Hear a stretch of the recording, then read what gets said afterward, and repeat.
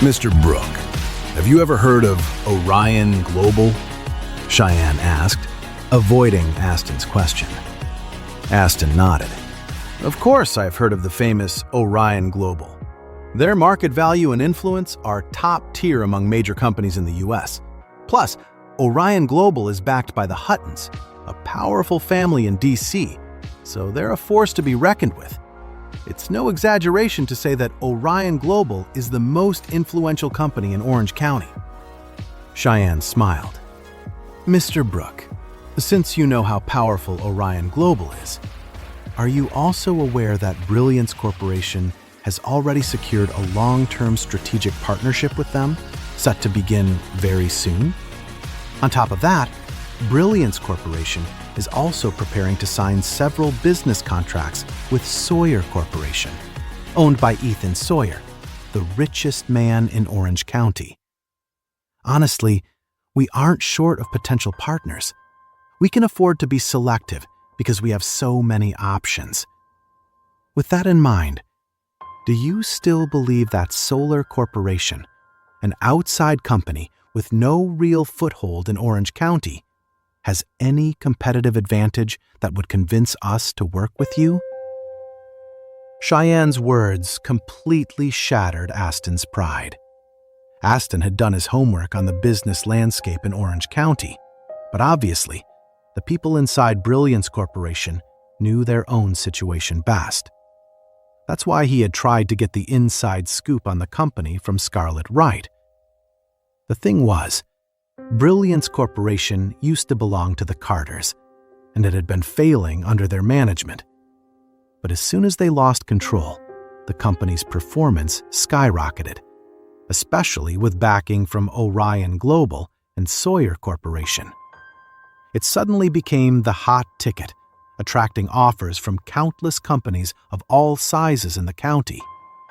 Its market value shot up practically overnight, and now tons of businesses were lining up to partner with them. Seeing this, the Carters were bitter. The fact that Cheyenne had managed to make a comeback and become the new general manager of Brilliance Corporation made Scarlett absolutely furious and green with envy. So, naturally, she didn't have a single good thing to say about the company. Scarlett painted a picture of Brilliance Corporation as a failing family business that was always in the red. She claimed that many management positions were empty because of how poorly it was run after the takeover. She even spun tales of internal corruption, infighting, power struggles, bribery, and all kinds of other shady dealings. To top it off, Scarlett told Aston about Jane Harper's arrest, just to drive her point home. The real reason Aston went to Cheyenne today to talk about a partnership wasn't because he saw any potential in Brilliance Corporation itself. He just wanted to use this as an excuse to get close to her.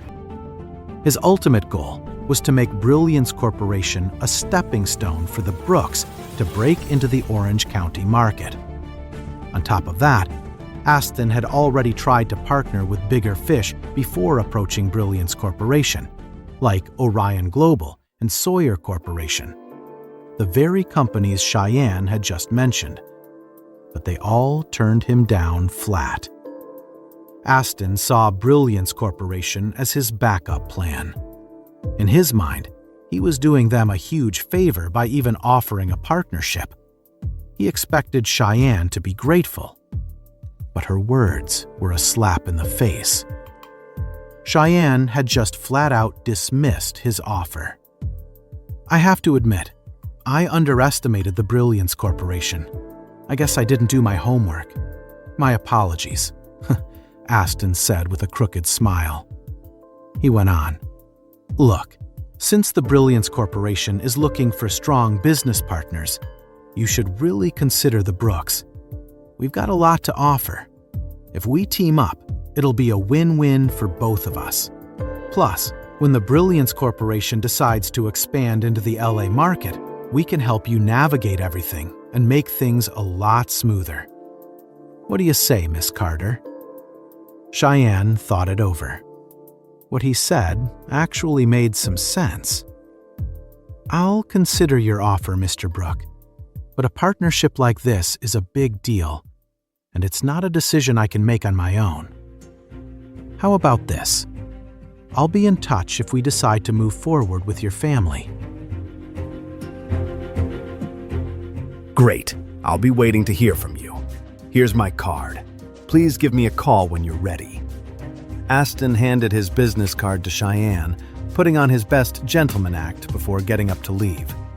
As soon as he was gone, Cheyenne called Lucas and told him that Aston Brooke had stopped by to talk about a partnership with the Brilliance Corporation. After all, Lucas was the one really running the show. His answer was simple. "Turn him down. We're not working with the Brookes, period." Cheyenne didn't get why he was so quick and firm about shutting down the Brookes, but since he'd made his decision, she was going to respect it. A moment later, she fed the business card Aston had given her right into the shredder. When it was time to leave work that afternoon, Lucas drove over like usual to get Cheyenne, and then they headed to the kindergarten to pick up Amelia. On the way, Lucas said suddenly, "If that Brooke guy shows up again, I want you to kick him out immediately. Don't let him anywhere near you." Cheyenne was stunned. It took her a second to realize he was talking about Aston Brooke, the guy who'd visited her that morning. Cheyenne didn't like Aston either, but she was still confused about why Lucas hated him so intensely. "What did he do that makes you hate him so much?" she asked, curious. "He puts on this charming, sophisticated act, but he's a total fraud," Lucas said seriously. "He's a player, a real piece of work, who's used and hurt a lot of women. Some women have even died because of him. He's not trying to get close to you for business, so you need to be careful." Cheyenne was floored. She had a bad feeling about Aston, but she never imagined he was that much of a monster, that people had actually died. "How do you know all this?" she asked, completely bewildered. Lucas didn't mention that he'd had Aston thoroughly investigated the moment he first saw him staring at Cheyenne with that predatory look.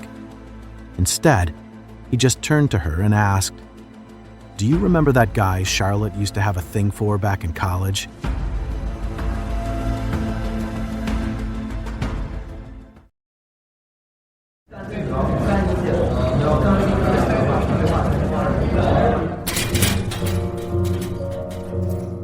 Of course, Cheyenne knew all about that. Back then, Charlotte had fallen for this senior at her school.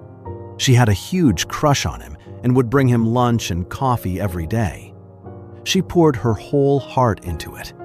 But he didn't appreciate it at all and just kept her hanging. He even tried to get her to sleep with him.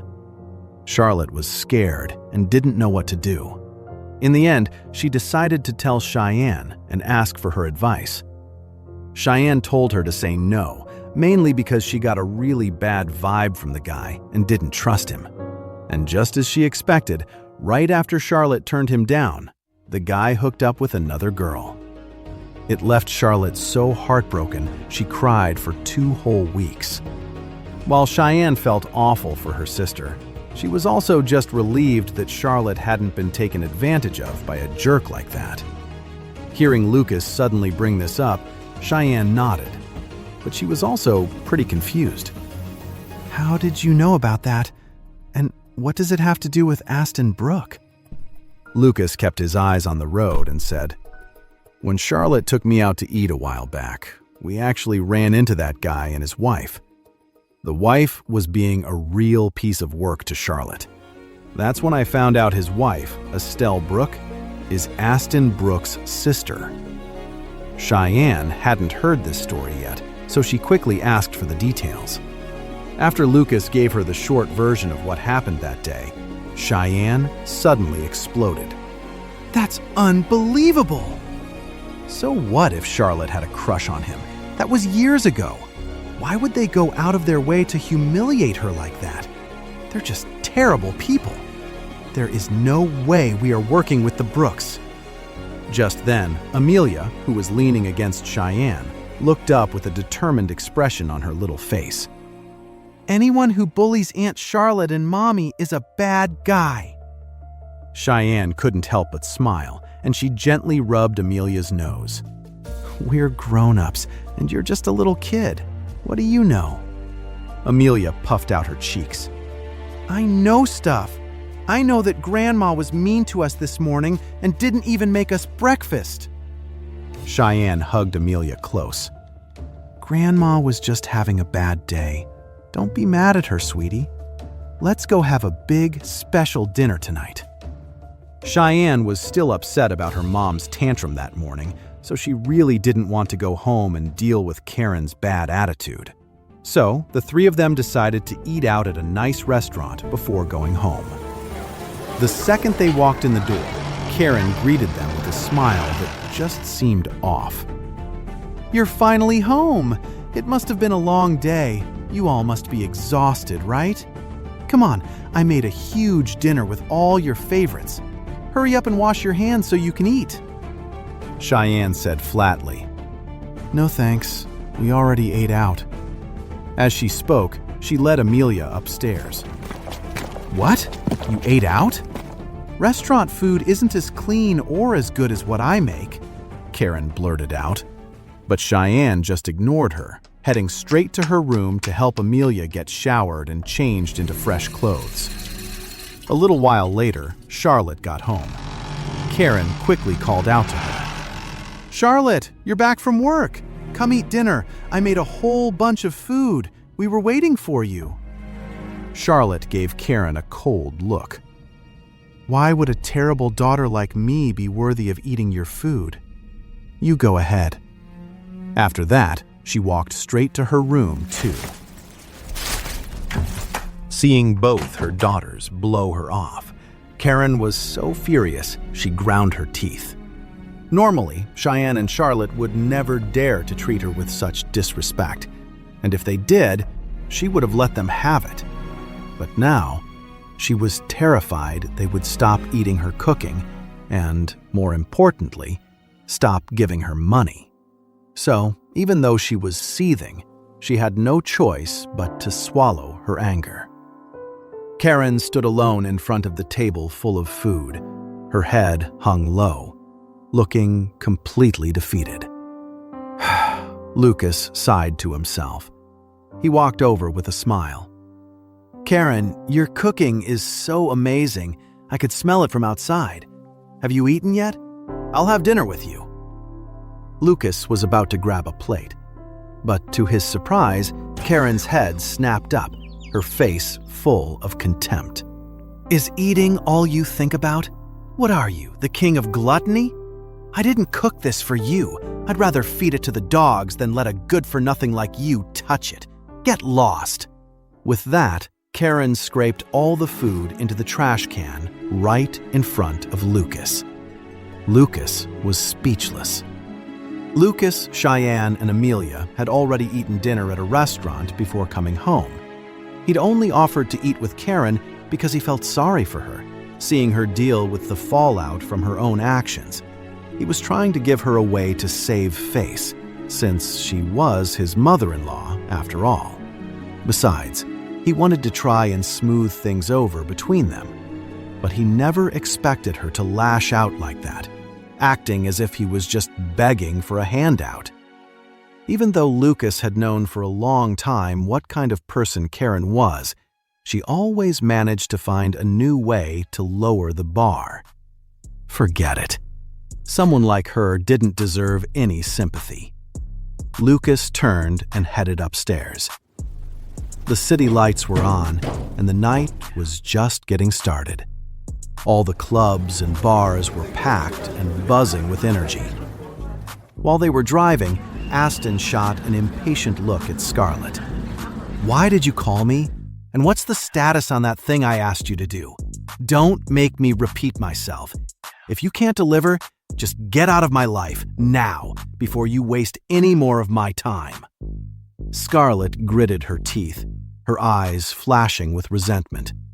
But then she pictured the lavish life she'd have after marrying a rich guy, and suddenly, putting up with his attitude seemed like a small price to pay. Scarlett turned to Aston, forcing a sweet smile. "Aston, don't worry. I called you tonight specifically about that. You said you'd marry me if I could arrange an evening for you with either Cheyenne or Charlotte Carter. Is that offer still on the table?" Aston's eyes narrowed. "Of course it is. Why? Did you actually make some progress?" Scarlett nodded eagerly. "Yes, as long as you stick to the plan, I promise the night will end exactly as you wish."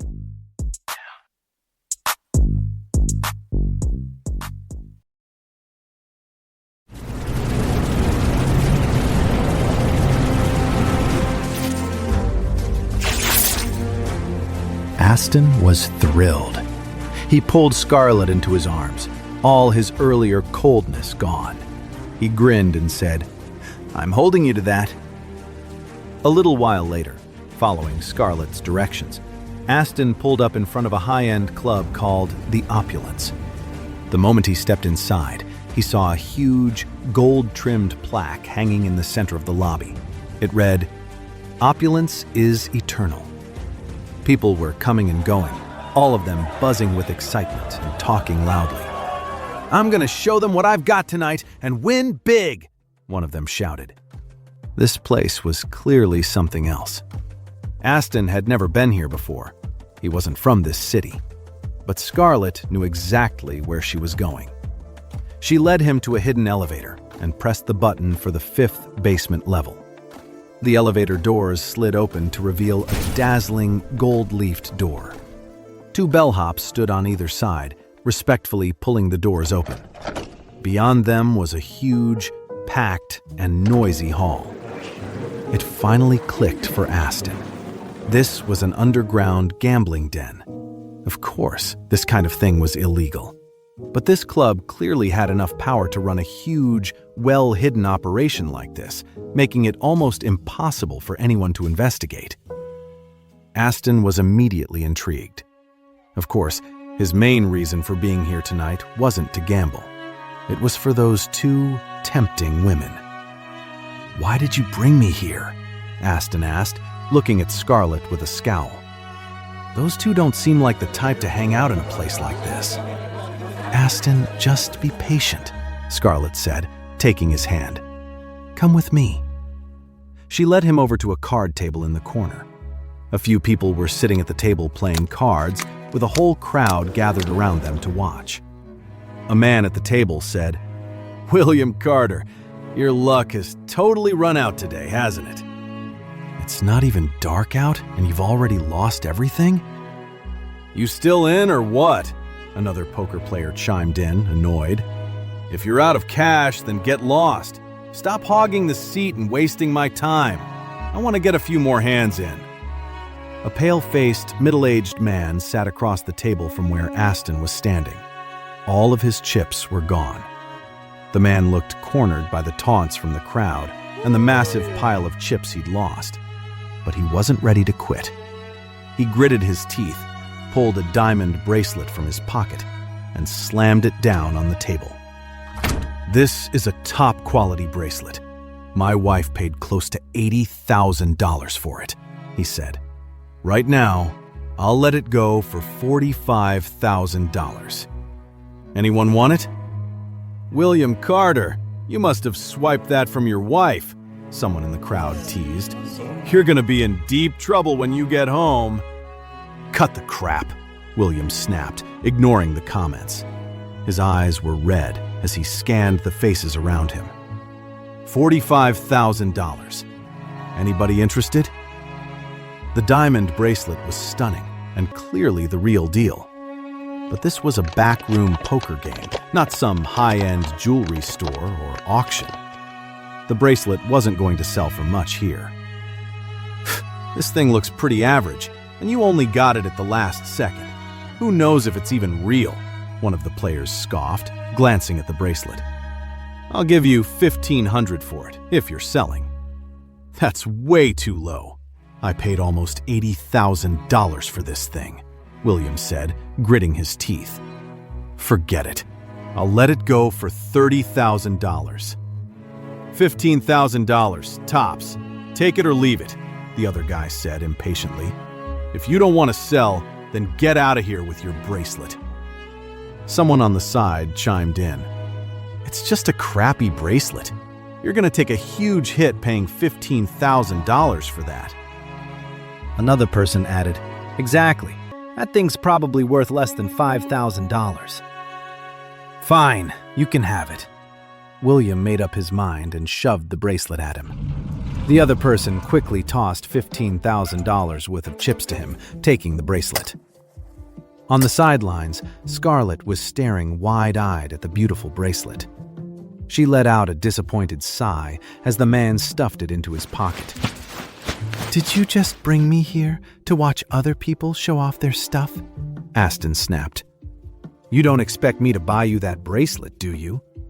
Scarlett snapped out of it and quickly shook her head. She whispered to Aston, No, of course not. Aston, look at the middle-aged guy who just sold the bracelet. That's William Carter, Cheyenne and Charlotte Carter's father. I heard he's gotten really into gambling lately and has lost a ton of money. And Aston, did you notice? Everyone at this table is clearly working together, she continued. Only that sucker William Carter hasn't figured it out. At this rate, he's going to lose everything he has. Aston nodded. It's always easier to see things clearly from the outside. He hadn't been standing here for long, but he could already tell something was off. Yet William Carter, right in the middle of it all, was completely oblivious, dead set on winning his money back. But how was that ever going to happen? Suddenly, an idea clicked for Aston, and he immediately understood Charlotte's words. Are you planning on having me help him out after he loses everything? Yes. After he loses it all, you spot him some cash. He'll definitely keep losing and won't have any money to pay you back. At that point, he'll have to get the money from his daughters. But from what I know, Cheyenne doesn't have much money, so she won't be able to cover his debt. Since she can't afford it, you'll be in a position to make a demand she can't refuse. By then, she'll have to come to you on your terms, Scarlett said with a wicked smile. The thought of holding that power over her instantly got Aston excited. But he was still clear-headed enough to ask, what if she doesn't agree? If she doesn't agree, she'll have to pay you back right away. But can she afford that? She'll have no choice but to say yes. Besides, she's a pragmatist. She's done what was necessary to get where she is. How else do you think she became the general manager of the Brilliance Corporation? Don't worry, she'll recognize the position she's in, Scarlett promised confidently. Hearing this, Aston's worries disappeared. He narrowed his eyes, watching William, whose own eyes were completely bloodshot. He could already picture Cheyenne, her pride broken, forced to accept his terms. The corners of his mouth twisted into a dark smile. He was determined to get what he wanted.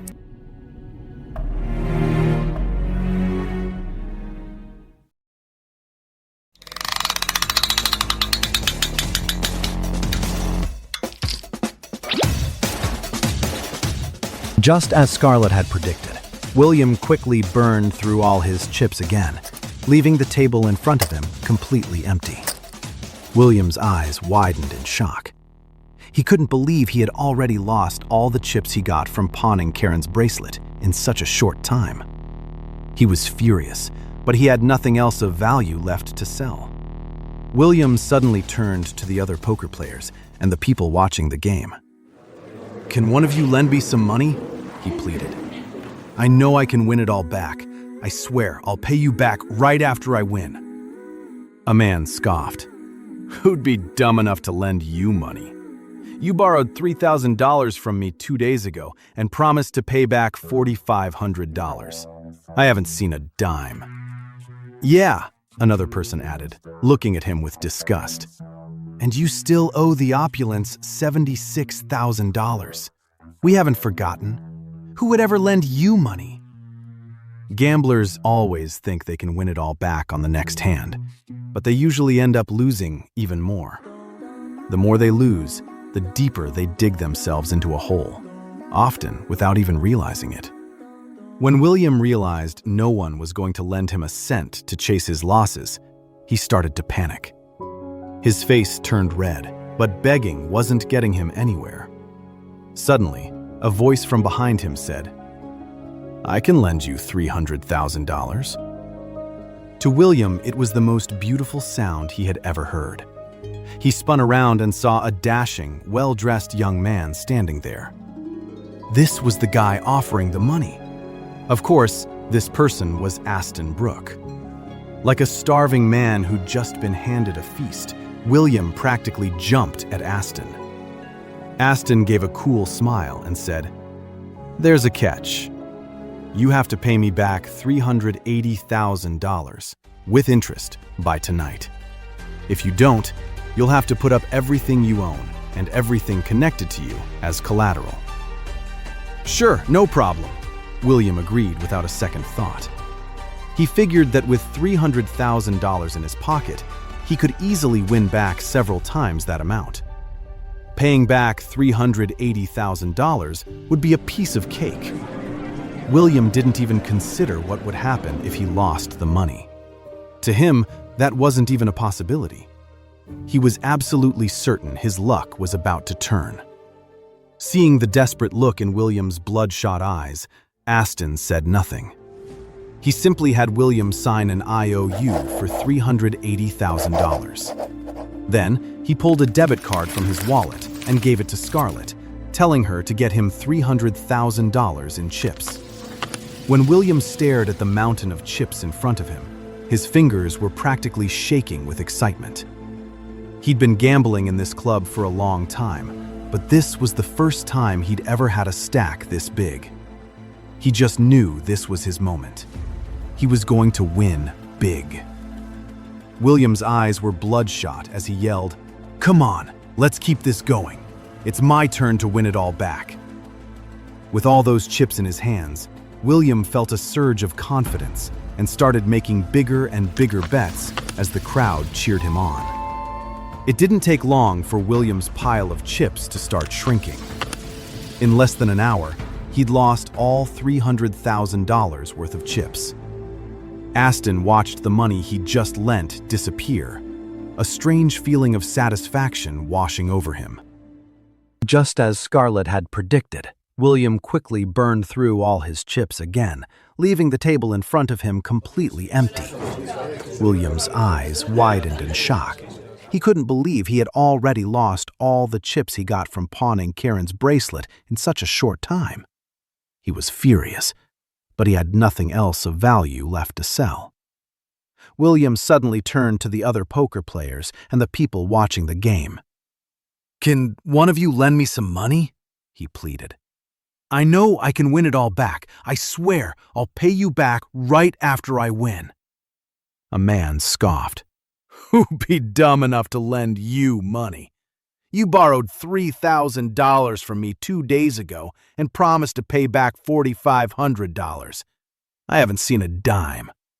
"Yeah," another person added, looking at him with disgust. "And you still owe the opulence $76,000. We haven't forgotten. Who would ever lend you money?" Gamblers always think they can win it all back on the next hand, but they usually end up losing even more. The more they lose, the deeper they dig themselves into a hole, often without even realizing it. When William realized no one was going to lend him a cent to chase his losses, he started to panic. His face turned red, but begging wasn't getting him anywhere. Suddenly, a voice from behind him said, "I can lend you $300,000.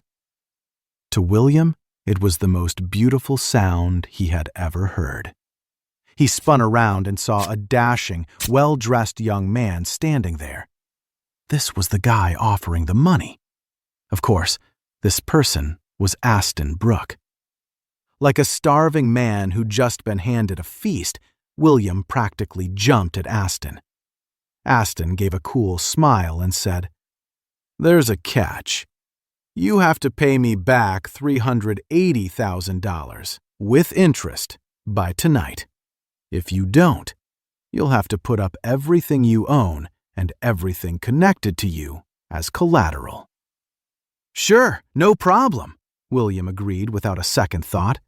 He figured that with $300,000 in his pocket, he could easily win back several times that amount. Paying back $380,000 would be a piece of cake.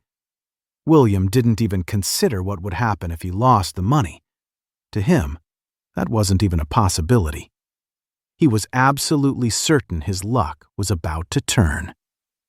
Seeing the desperate look in William's bloodshot eyes, Aston said nothing. He simply had William sign an IOU for $380,000. Then he pulled a debit card from his wallet and gave it to Scarlett, telling her to get him $300,000 in chips. When William stared at the mountain of chips in front of him, his fingers were practically shaking with excitement. He'd been gambling in this club for a long time, but this was the first time he'd ever had a stack this big. He just knew this was his moment. He was going to win big. William's eyes were bloodshot as he yelled, "Come on, let's keep this going. It's my turn to win it all back." With all those chips in his hands, William felt a surge of confidence and started making bigger and bigger bets as the crowd cheered him on. It didn't take long for William's pile of chips to start shrinking. In less than an hour, he'd lost all $300,000 worth of chips.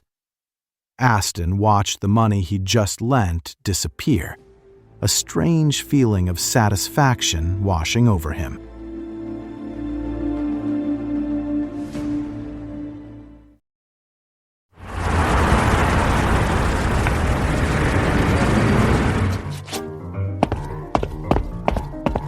William had no choice but to look at Aston, his voice pleading. "Hey, man, I swear I'll pay you back. Just give me a few days. As soon as I get the money from my wife, I'll pay you right away, okay?"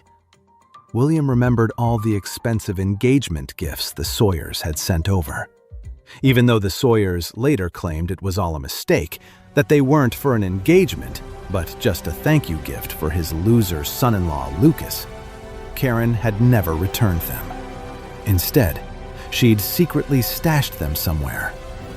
"When I get home, I'll have to force Karen to tell me where she hid everything.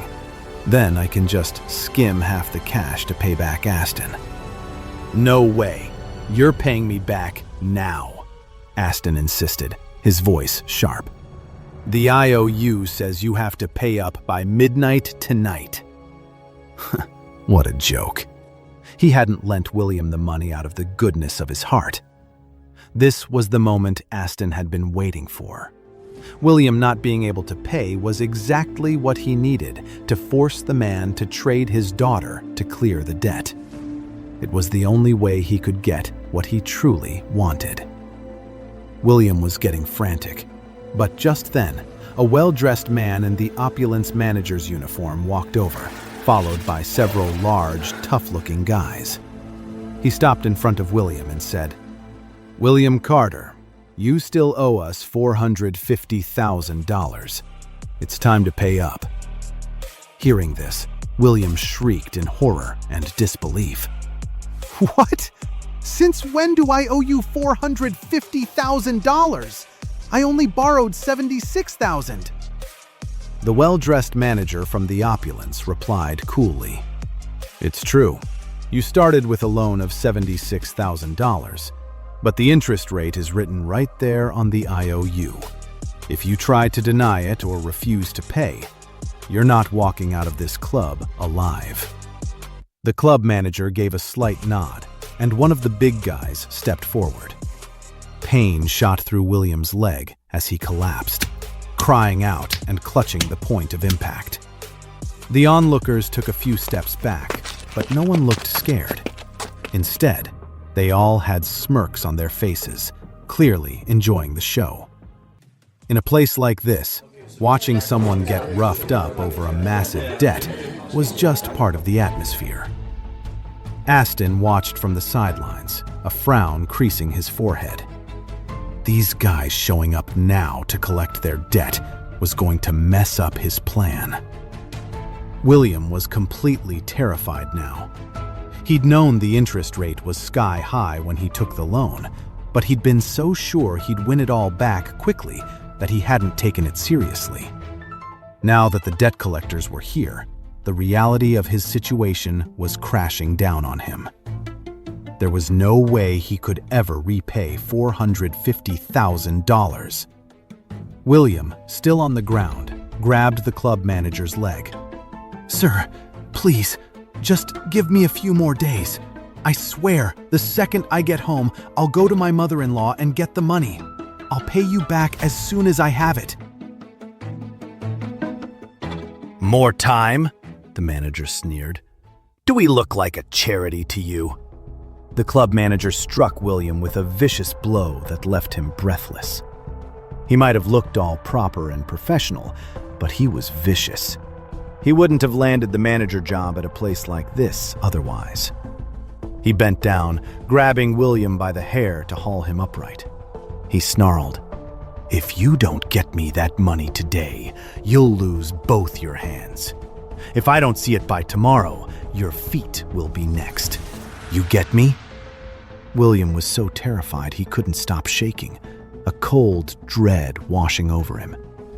But he knew this was his only way out. He nodded frantically. "Yes, I'll get it to you today, I swear.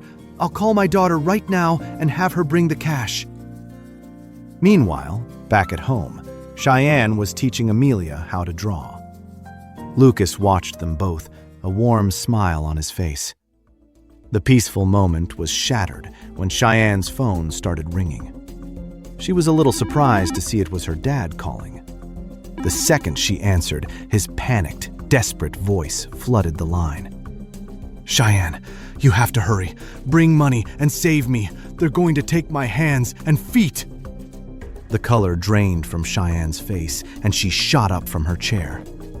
Her first thought was that her father had been kidnapped.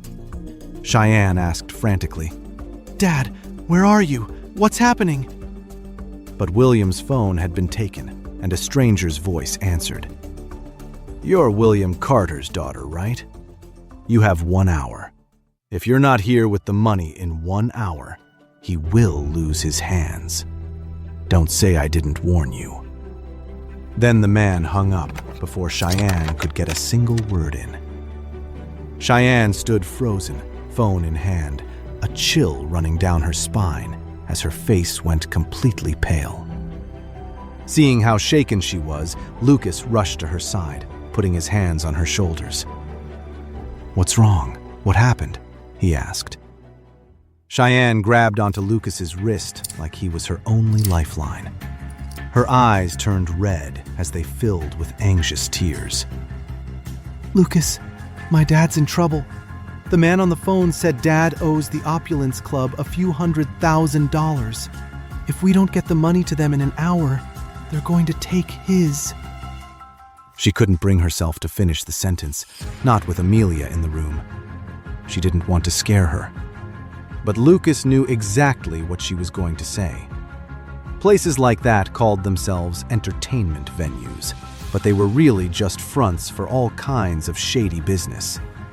When they made a threat against someone's life or limb, it wasn't an empty one. But how could he owe that much money? He just goes out to drink and play poker. How is that possible? "Lucas, do you think he was kidnapped?" Cheyenne asked, her voice full of panic. Lucas gently rubbed her back, trying to calm her down. "Don't worry. They told you to bring the money to the club. If it was a kidnapping, they'd handle it differently." "But my dad," Cheyenne said, her voice trembling with anxiety. Lucas reassured her. "Don't panic. You stay here with Amelia. I'll go check it out."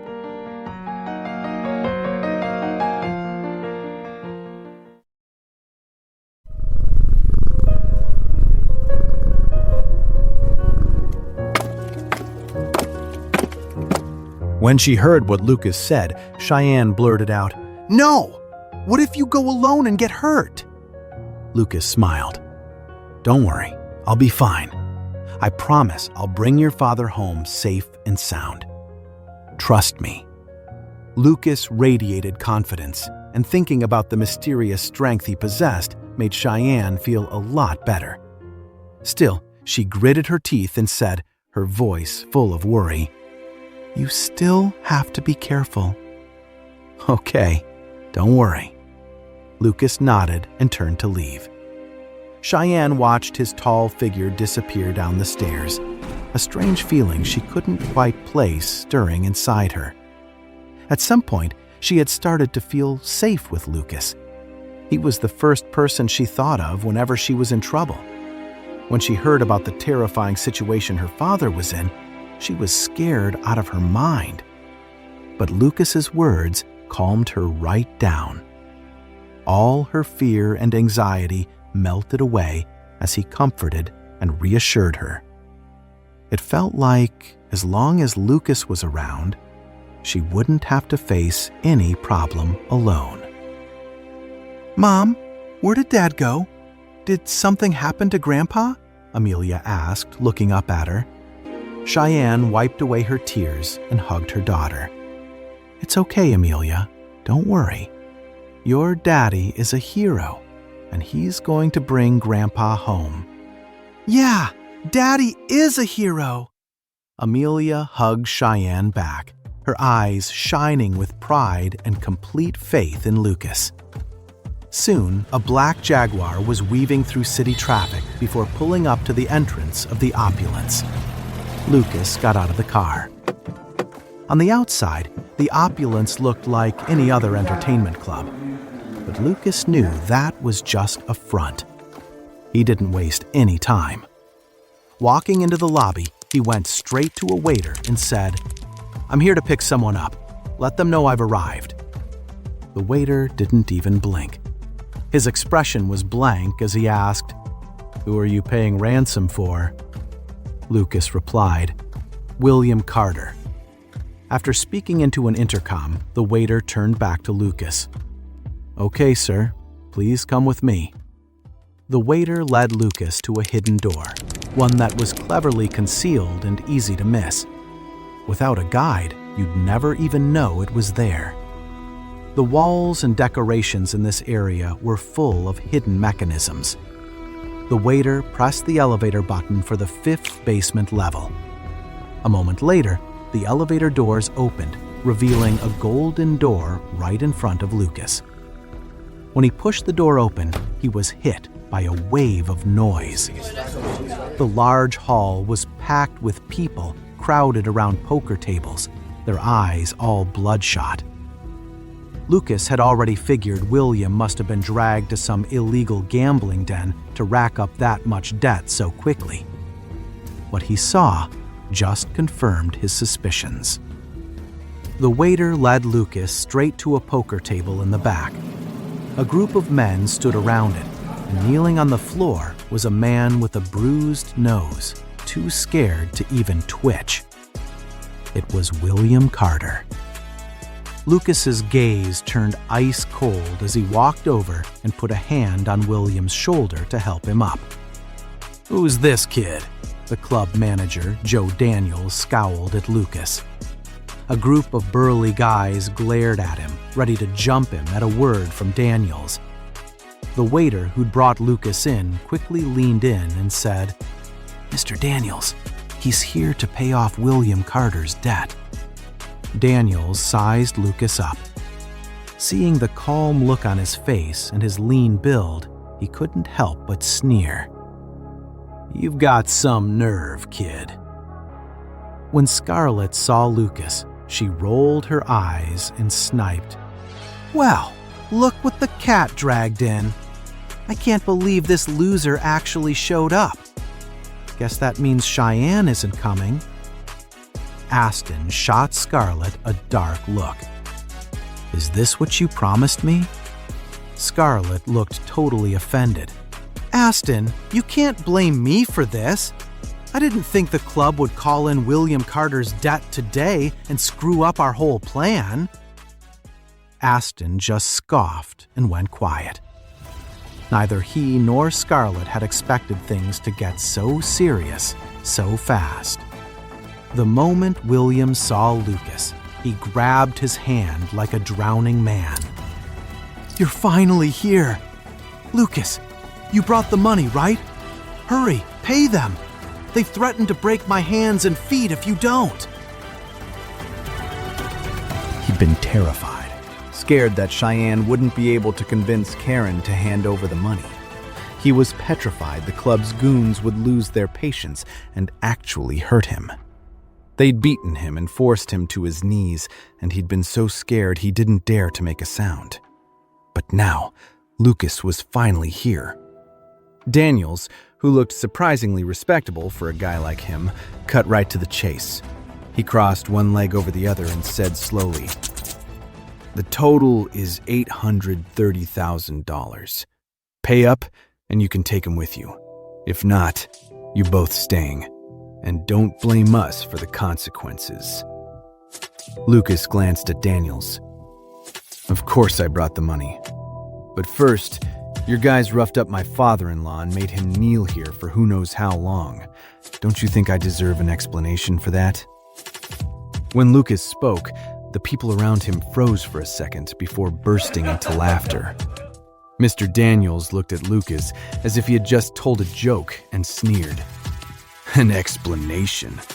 What is there to explain? Go on, tell us about your family. Let's see if you're even important enough to ask me for one." Scarlett cracked up. "Mr. Daniels, don't let this loser fool you. He's just a broke orphan. What kind of family could he possibly have?" Before Scarlett could even finish her laugh, she felt a piercing, ice-cold stare lock onto her. She shivered, her laughter dying in her throat, and she instinctively ducked behind Aston. How could a loser like Lucas have such a terrifying look in his eyes?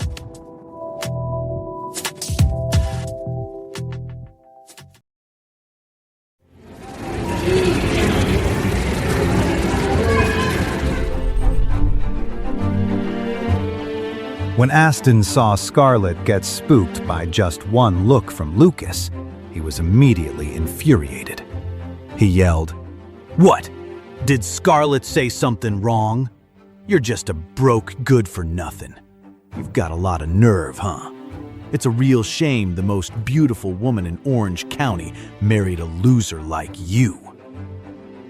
When Daniels, the club manager, heard this, his eyes lit up. He said, "I heard that Cheyenne Carter, the so-called beauty of Orange County, and that hotshot CEO hooked up with some driver from her company. There was even video of them in a hotel room that leaked, causing a huge scandal. She ended up having to marry the guy. You're not him, are you? And William Carter, I never would have guessed you were her father. You don't look the part at all." Scarlett snorted and snapped. "Greatest beauty? Please. She's just a shameless woman with a pretty face who used her looks to get ahead." Lucas looked at Scarlett, his eyes filled with a cold fury. Suddenly, a figure appeared next to Scarlett and slapped her twice with stinging force. The impact sent her stumbling back against the poker table behind her. With a loud crash, the chips on the table scattered all over the floor. "You deserve that for having the nerve to run your mouth about Cheyenne," Jordan said. He glanced down at Scarlett, who was still on the ground, struggling to get up. Then he turned to Lucas, his expression completely serious. Even though he'd held back and hadn't used his full strength, the slaps left angry red marks on her cheeks, and she cradled her jaw in shock. The whole room was stunned into silence. No one had even seen where the guy came from. On top of that, it was obvious he was with Lucas. The mood in the room changed instantly, and right then, the angriest person there was, without a doubt, Aston Brooke. Even though Aston was just playing around with Scarlett and didn't actually care about her, she was still his date. Seeing her get knocked back by 2 slaps wasn't just about her getting hit. It was a direct insult to him. "You got the balls to hit my girl? Do you have any idea who I am, you punk?" Aston glared at Jordan, his eyes full of menace. To his surprise, Jordan was even cockier. He rolled his eyes and shot back. "You don't know who you are? Why are you asking me? Are you an idiot?" "You!" Aston was furious. He wanted nothing more than to lunge forward and tear Jordan apart. Lucas shot a cold glance at Aston before his eyes swept over the rest of the room. In an ice-cold voice, he said, "If anyone dares to say another bad word about my wife from now on, it won't end with just 2 slaps." Aston was about to fire back with another insult, but the second he met Lucas's chilling, terrifying gaze, he froze. The words died in his throat. The rest of the onlookers felt an overwhelming sense of danger coming off Lucas, and they were all too scared to speak.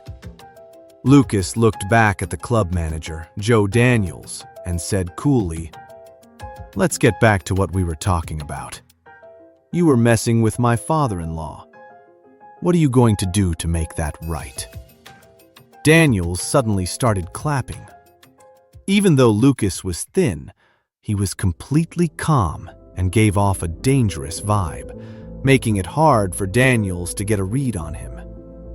Even though Scarlett and Aston had just called Lucas a total loser, Daniels had been in this business for years and was a good judge of character.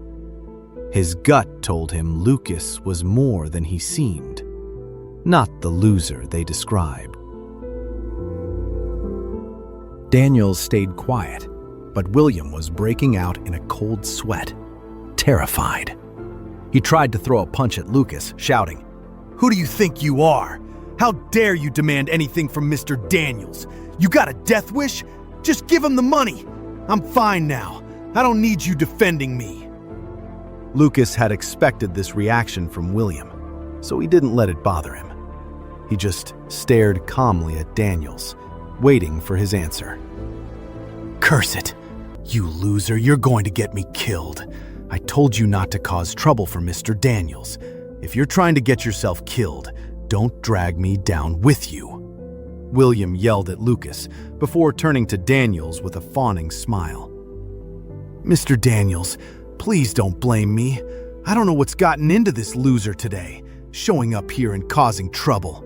I apologize. Please don't hold it against me. Blame him. You can beat him. Do whatever you want." A playful look crossed Daniel's face. This was hilarious. The guy was standing up for his father-in-law, and the father-in-law was throwing him under the bus, basically telling Daniels to beat him up. It was absurd. Even though the onlookers thought Lucas was in way over his head, trying to take on Daniels, they were all disgusted with William. A guy like William was a coward, an idiot, and just pathetic. Some even secretly thought Lucas should have just let William face the consequences and get the beating he deserved. Daniels looked at Lucas mockingly and said, "Your father-in-law doesn't seem to have a problem with it. You still want an explanation from me?" Lucas gave a slight nod, his face serious, and said, "Yes, it's his business if he doesn't want one. I do." Hearing this, William got even angrier. He lunged to slap Lucas, but Jordan grabbed his arm and held him back. "Let go of me!" William roared. "I'm your father-in-law. You wouldn't dare have your friend lay a hand on me." Jordan pressed his lips into a thin line. If Lucas hadn't specifically told him never to harm Cheyenne's parents, he would have put William on the floor right then and there. "Jordan, just take him home," Lucas said with a frown. "You got it, Lucas. Jordan replied. He immediately grabbed William by the collar and started dragging him away. "Hold on! You haven't paid up! None of you are going anywhere!" Daniels shouted. A few of his large men immediately moved to block Jordan and William's path. William was so scared he was shaking and froze on the spot. But in the next second, nearly everyone's eyes went wide, unable to believe what they were seeing.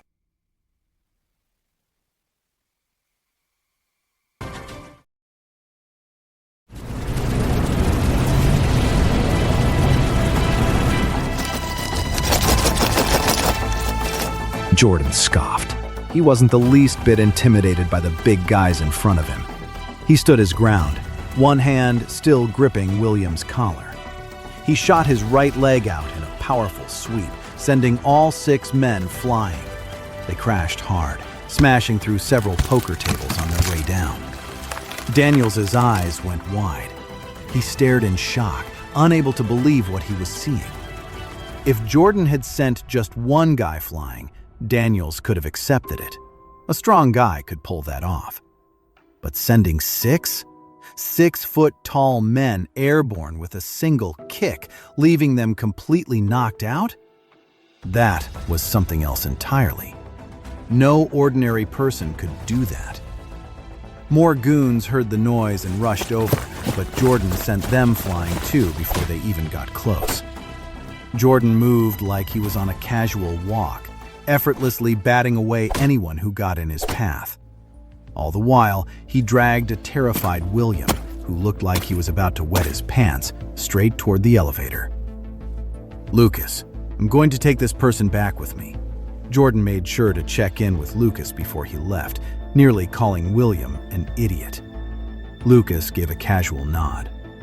Once the elevator doors slid shut behind Jordan and William, Daniels and the stunned crowd finally started to snap out of their shock. Daniels turned to Lucas, his expression wary and questioning. "Who are you?" he asked.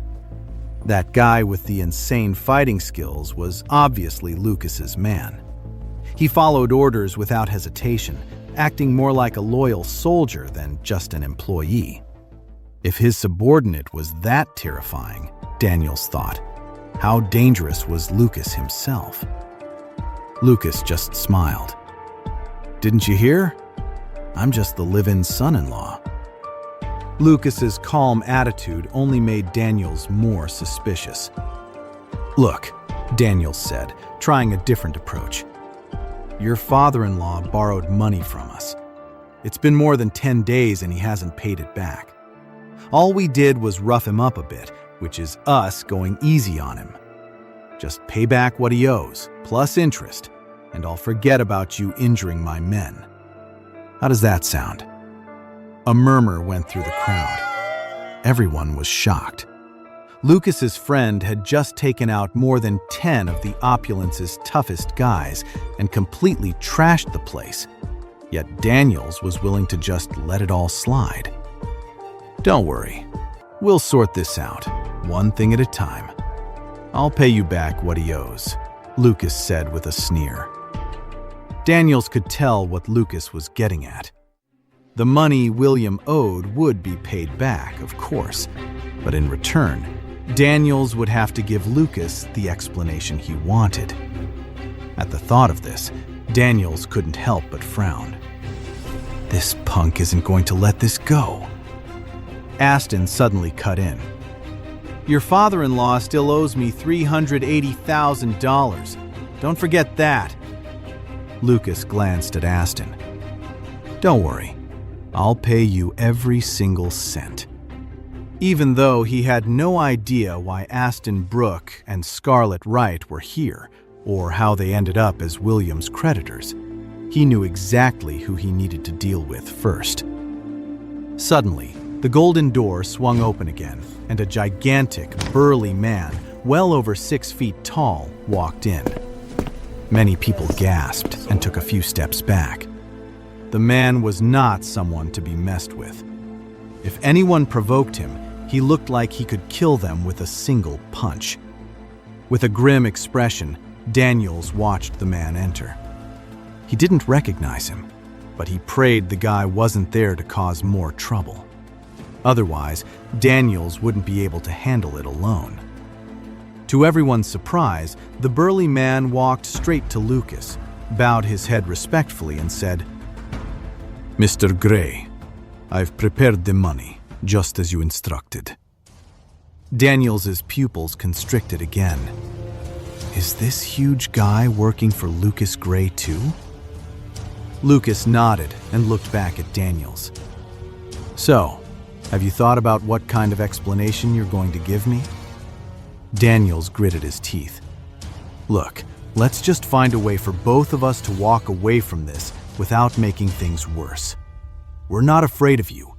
If this gets out of hand, you won't like the outcome either. You brought the money, so just pay up and we can be done with this." Lucas seemed to understand. He nodded to Wade. "Bring the money." "Yes, Mr. Gray," Wade replied, pulling out his phone to make a call. Just as Daniels breathed a sigh of relief, thinking Lucas had finally caved, he heard a dull thud from the ceiling. A second later, the entire floor began to shake violently. "What's going on?" someone in the crowd asked. "Oh my God, is it an earthquake?" another person yelled. "Damn, we have to get upstairs. If this is a real earthquake, we're going to be buried alive." "Get out of the way! Let me go up first!"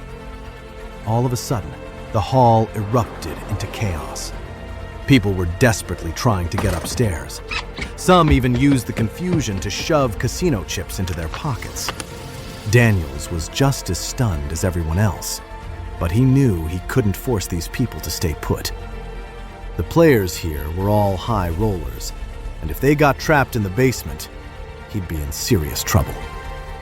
Daniels yelled for a few of his men to go check on the situation. At the same time, he had his staff escort the guests up the emergency stairs and back to the lobby on the first floor.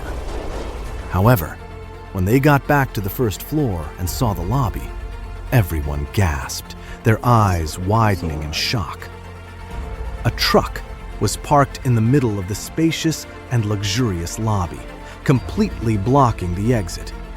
The truck's roll-up door was open, and a massive pile of countless coins was pouring out. The entire lobby was turning into an ocean of glittering money.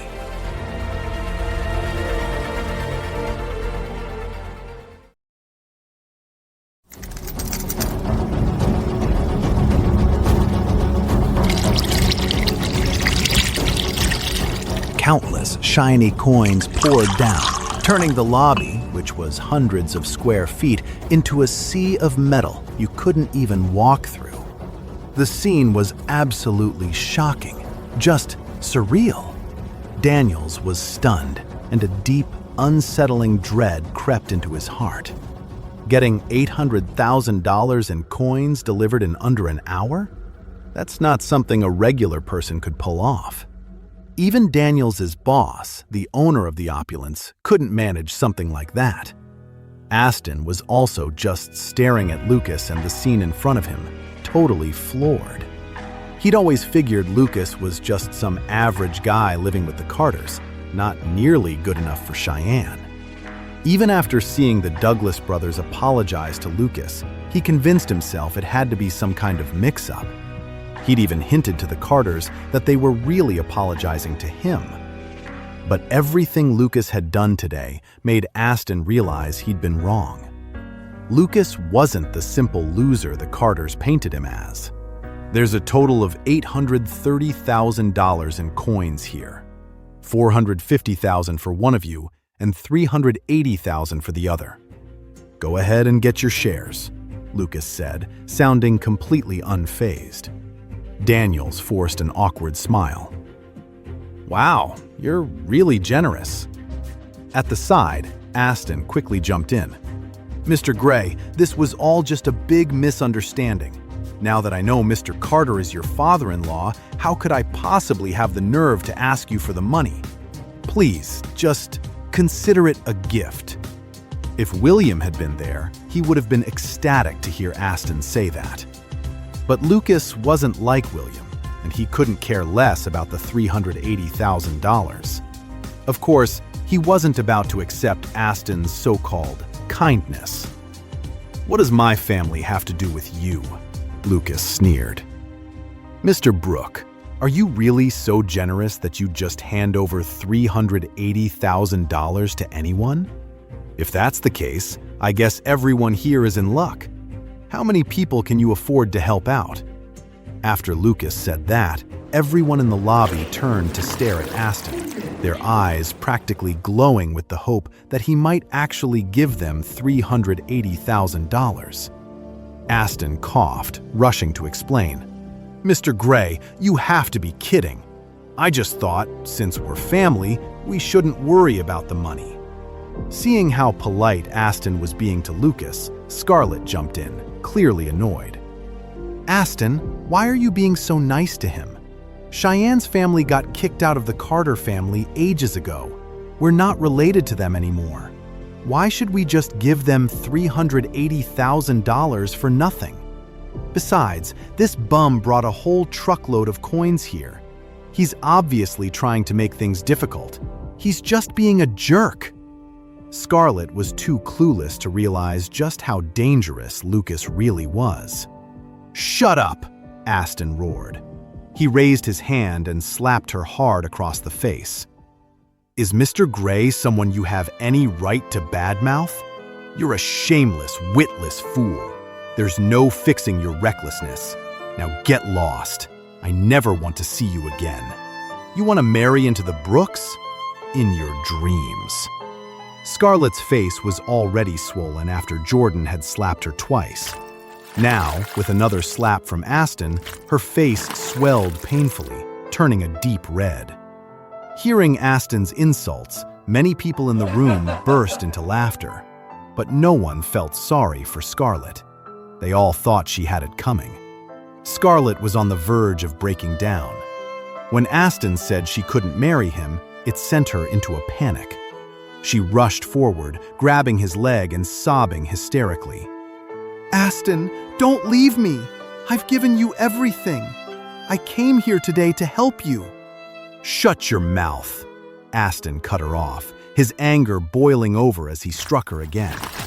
He shoved her back forcefully, venting all his fury. His mind was racing. That foolish woman, Scarlett Wright. She had almost said that the reason they were at the opulence tonight was to trick William Carter and help him hook up with Cheyenne and Charlotte Carter. She almost let the cat out of the bag. If Lucas Gray found out, he'd be dead. That idiot almost got him killed. "Mr. Gray," Aston said quickly to Lucas, turning away from Scarlett. "This woman has been harassing me. From now on, I have nothing to do with her. Please, don't get the wrong idea." Lucas snorted. These two were just like dogs fighting over a bone. He wasn't interested in their drama at all. He turned to look at Daniels. "Like I said, we'll handle one thing at a time. I've paid back the money my father-in-law owed you, plus interest. Now, it's your turn to give me an explanation." Daniels was instantly frustrated. He thought that by giving Lucas an out, Lucas would drop the whole thing. But here he was, bringing it up again. The explanation Lucas wanted was clearly for Daniels to make up for hurting and humiliating William, and to apologize for it. But if Daniels actually did that, it would be a huge embarrassment for him and for the opulence. However, when Daniels looked at Lucas's calm expression, which held a terrifying power, and then at the burly man beside him and the pile of coins on the floor, he slowly unclenched his fists. "I'm sorry, Mr. Gray. I didn't train my guys properly, and that's why your father-in-law got hurt. To show you how sorry we are, we're dropping the debt that Mr. Carter owes us. Consider it compensation for him. What do you say?" Daniels said through gritted teeth. He knew it was better to play it safe. Seeing how determined Lucas was, Daniels knew this wasn't going to end peacefully. For a second, he thought about trying to beat Lucas into submission. But then he remembered how Wade and Jordan had taken down more than 10 of his henchmen. That made him realize Lucas was not someone you could overpower with force.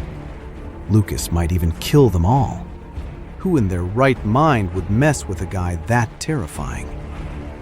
Daniel's meek apology left everyone around them completely stunned.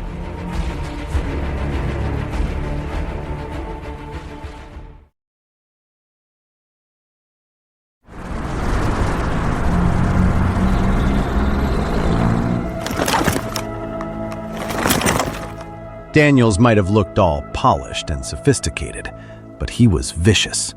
His methods for dealing with troublemakers were notoriously harsh, and that reputation was how he climbed the ladder to manager at such a young age. But now, Daniels was actually eating humble pie, bowing to this kid in his 20s who didn't even look that tough. Who the hell is this guy? Lucas gave Daniels a cold look. Daniels just stood there with a suck-up smile on his face. Lucas said, "I don't care what you're thinking, but let me make one thing crystal clear.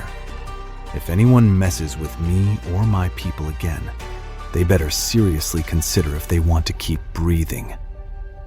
His voice was calm, but his words made Daniel's heart pound in his chest. He immediately squashed any ideas of getting even. Daniels replied, "Yes, Mr. Gray. Don't worry. We won't step out of line."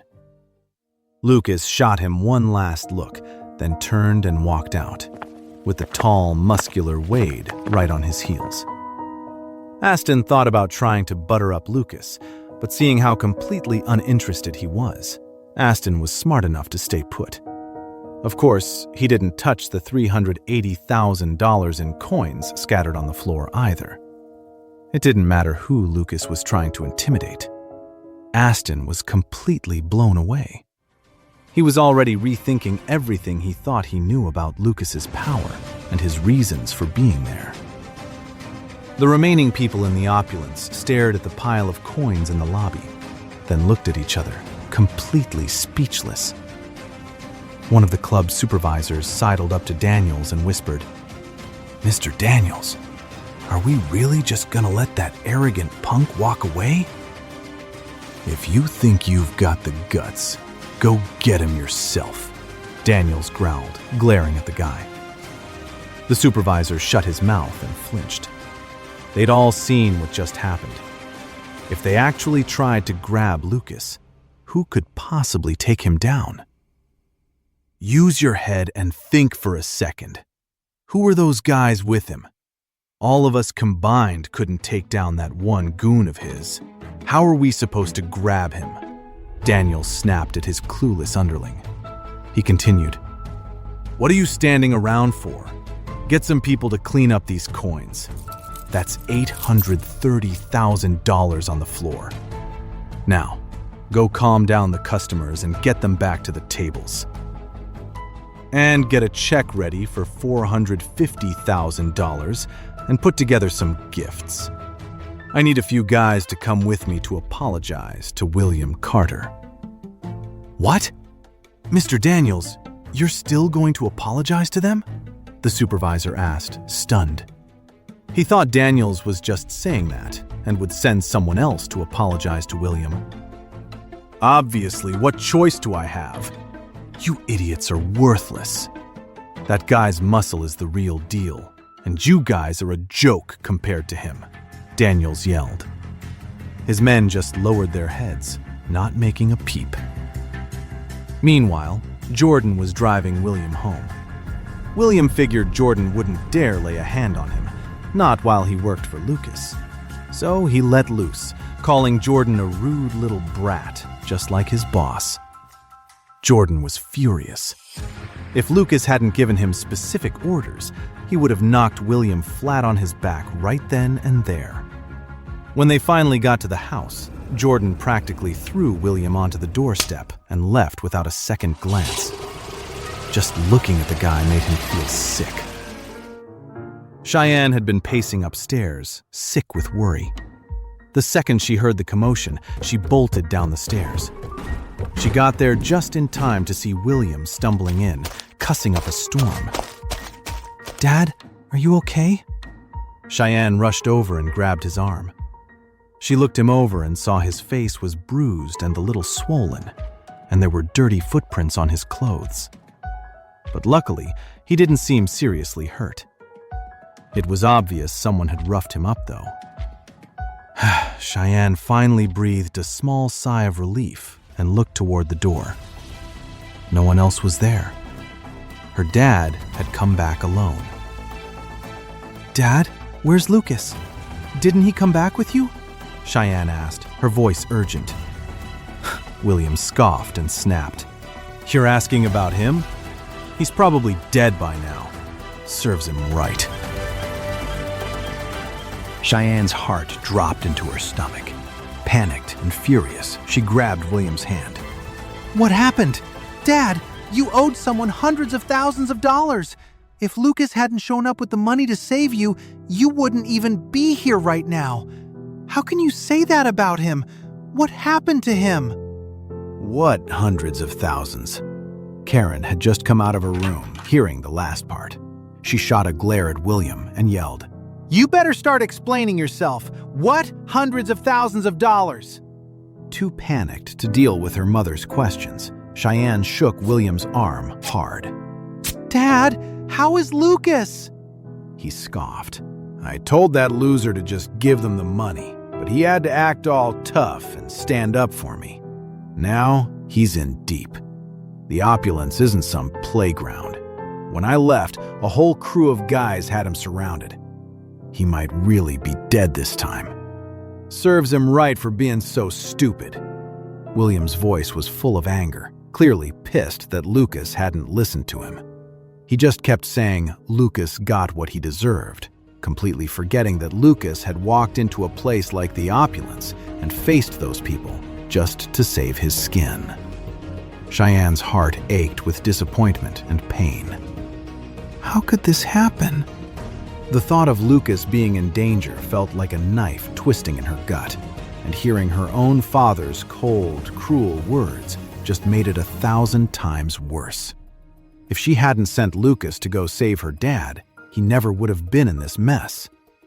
Hot tears streamed down her face. "No, I have to find him." In her panic, Cheyenne didn't think twice and bolted out the front door, not even stopping for shoes. Someone from inside the house yelled, "Cheyenne!" Another shout followed. "Cheyenne!" Cheyenne ignored the shouts coming from behind her and bolted out the door, only to crash right into someone. She cried out as she fell into their arms.